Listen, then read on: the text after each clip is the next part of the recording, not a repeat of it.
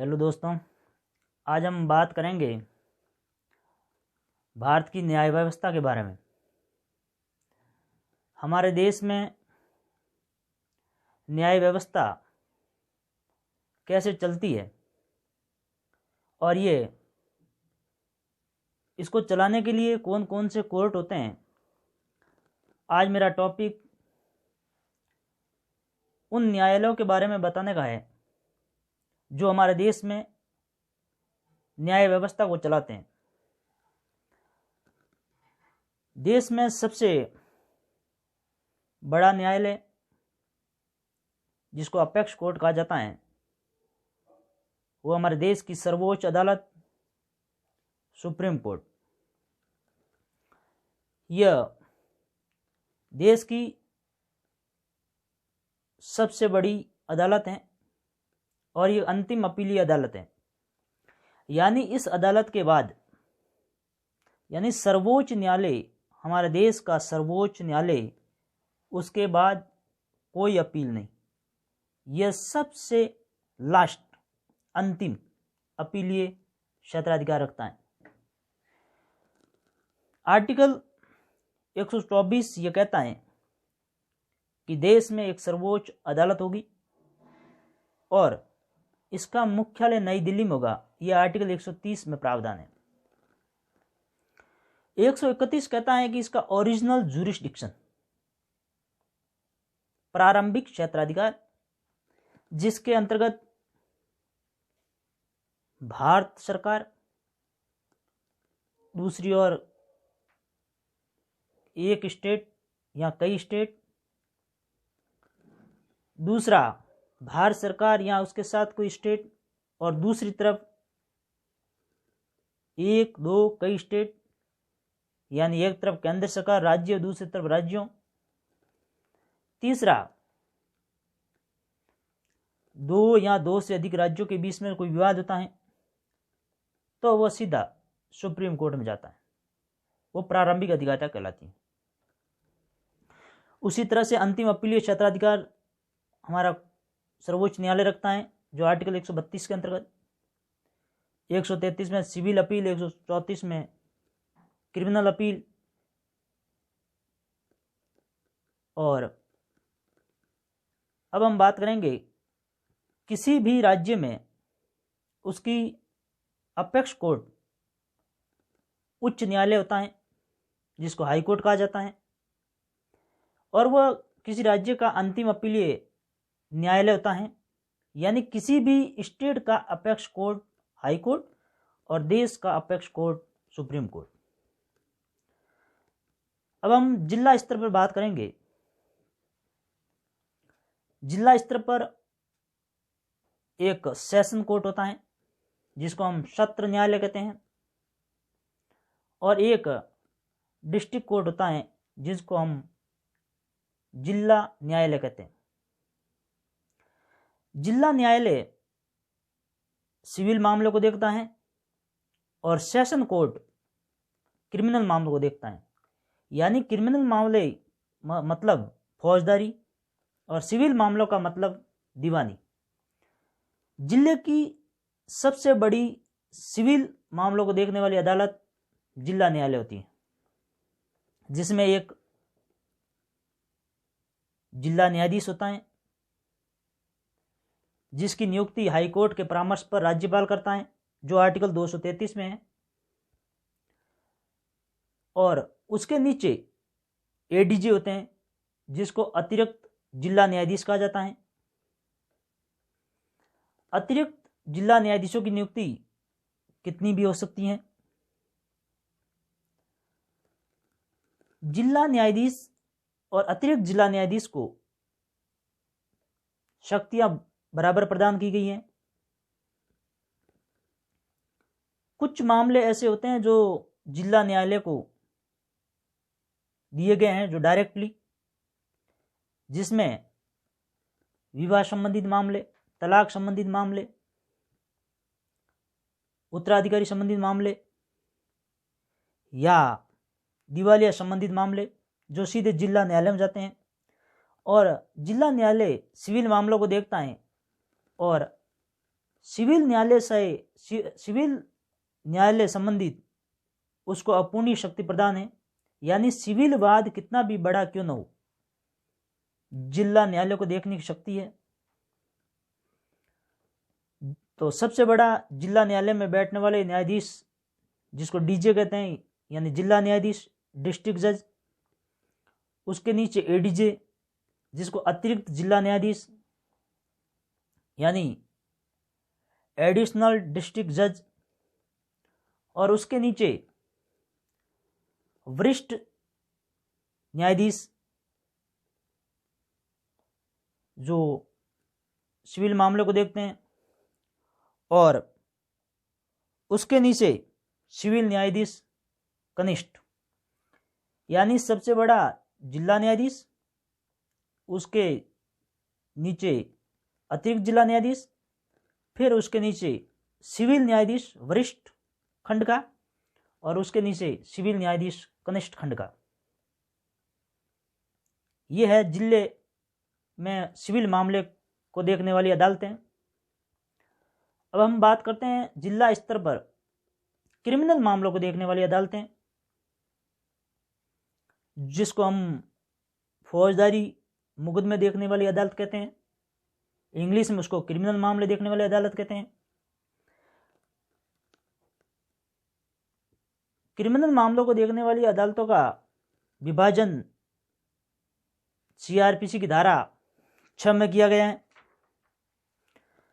जिसमें सबसे बड़ा जिले का सेशन न्यायालय, उसके बाद प्रथम वर्ग न्यायिक मजिस्ट्रेट या महानगर मजिस्ट्रेट, फिर द्वितीय वर्ग के न्यायिक मजिस्ट्रेट, और फिर कार्यपालक मजिस्ट्रेट। यह सीआरपीसी की धारा 6 के अनुसार ये प्रावधान है। लेकिन अगर नॉर्मली भाषा में बताऊं तो सबसे बड़ा सत्र न्यायालय, जिसको हम सेशन न्यायाधीश कहते हैं, एक जिले में एक सत्र न्यायाधीश होता है, और वह अपने अधीनस्थ मजिस्ट्रेट कोर्टों के विरुद्ध अपीलें सुनता है। सत्र न्यायाधीश के पास कुछ स्पेशल पावर होते हैं, जो वही मामला उनको ही सुनना होता है, जिसमें किसी व्यक्ति के मृत्युदंड, किसी भी व्यक्ति को मृत्युदंड देना है तो ये सत्र न्यायाधीश के पास पावर है, यानी सेशन न्यायालय के पास पावर है। सेशन न्यायाधीश किसी भी व्यक्ति को मृत्युदंड दे सकता है, क्योंकि वो ट्रायल का सबसे बड़ा कोर्ट होता है क्रिमिनल में। लेकिन जब किसी व्यक्ति को मृत्युदंड दिया जाता है तो उसकी पुष्टि हाईकोर्ट से करवाना जरूरी होता है। जब तक हाईकोर्ट उस बात की पुष्टि न कर दे कि आप मृत्युदंड की सजा दे दो, यानी उसका निष्पादन न कर दे, तब तक सत्र न्यायाधीश मृत्युदंड की सजा नहीं सुना सकता है। यह सीआरपीसी की धारा 366 में प्रावधान है कि सत्र न्यायाधीश किसी व्यक्ति को मृत्युदंड देगा तो उसकी पुष्टि हाईकोर्ट से करवाएगा, और हाईकोर्ट की पुष्टि के बाद उसका निष्पादन करेगा। सेशन कोर्ट के बराबर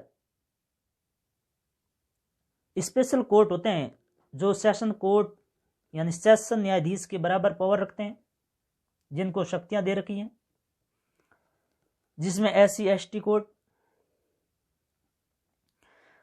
भ्रष्टाचार निवारण न्यायालय, NDPS, पोक्सो, जाली नोट प्रकरण, आवश्यक वस्तु अधिनियम के तहत। यह न्यायालय जो मोटर यान दुर्घटना न्यायालय, इन न्यायालयों को सेशन कोर्ट के बराबर पावर दे रखा है, क्योंकि वो स्पेशल न्यायालय है, विशेष न्यायालय। सेशन न्यायाधीश के नीचे एडिशनल सेशन न्यायाधीश होता है। एडिशनल सेशन न्यायाधीश और सेशन न्यायाधीश को बराबर शक्तियां प्रदान की गई है। उसके नीचे असिस्टेंट सेशन न्यायाधीश होता है। असिस्टेंट सेशन न्यायाधीश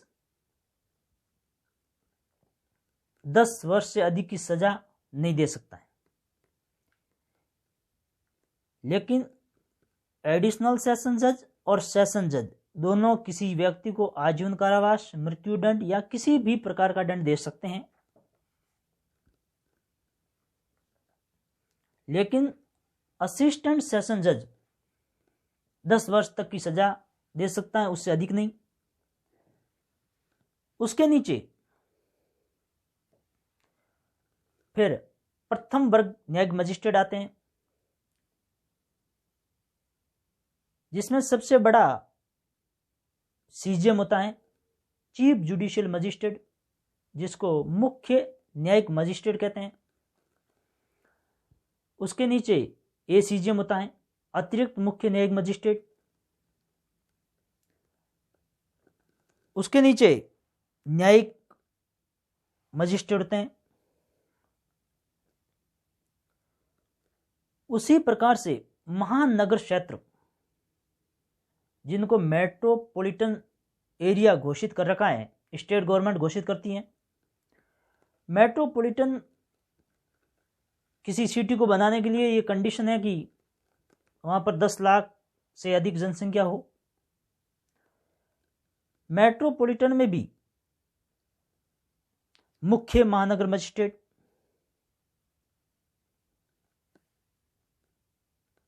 और जिस प्रकार से ग्रामीण क्षेत्रों में न्यायिक मजिस्ट्रेट होते हैं, जिनको हम जेएम कहते हैं, वहाँ मेट्रो मजिस्ट्रेट होते हैं।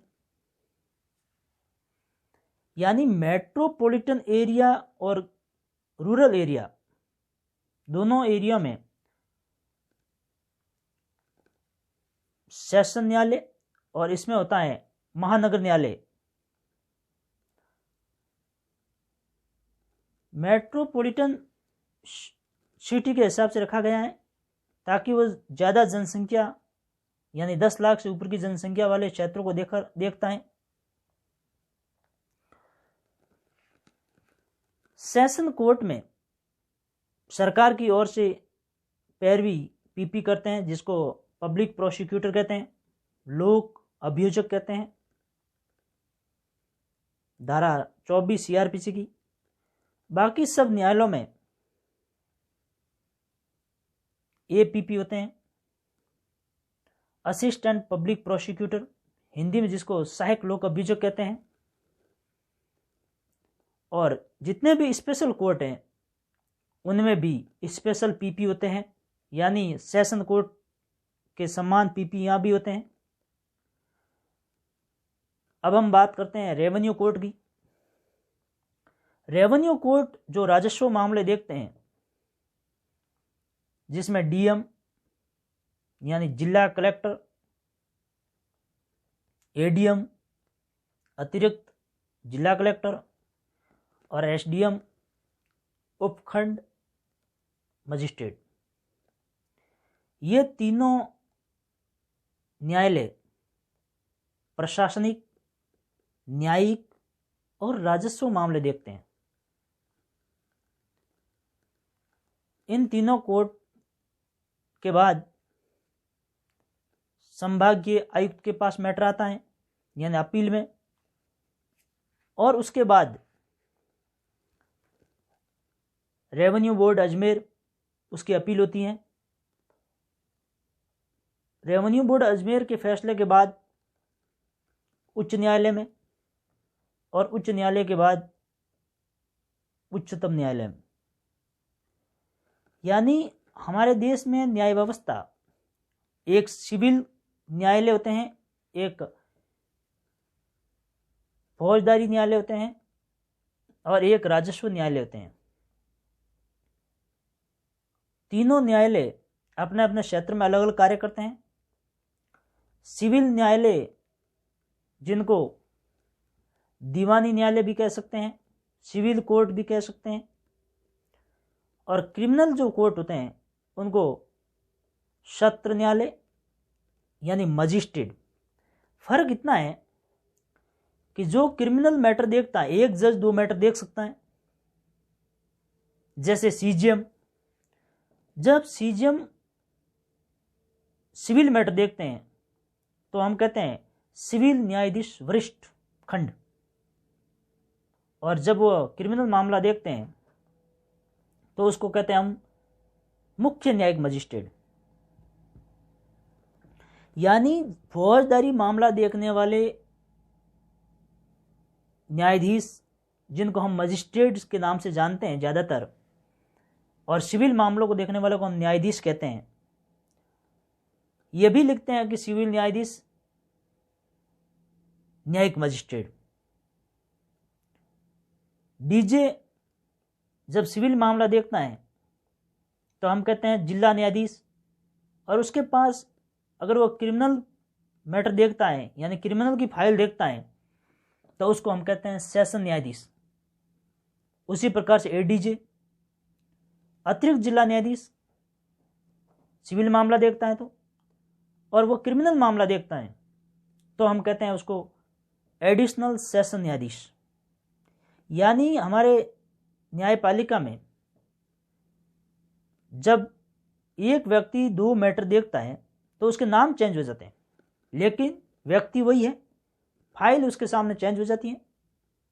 क्रिमिनल देखता है तो उसका अलग नाम से जाना जाएगा, और सिविल देखता है उसको अलग नाम से जाना जाता है। तो मैंने आपको एक साधारण भाषा में न्यायालयों का वर्गीकरण के बारे में बताया, और अगली क्लास में हम आपको कौन सा न्यायालय कितना दंड दे सकता है इसके बारे में बात करेंगे। धन्यवाद।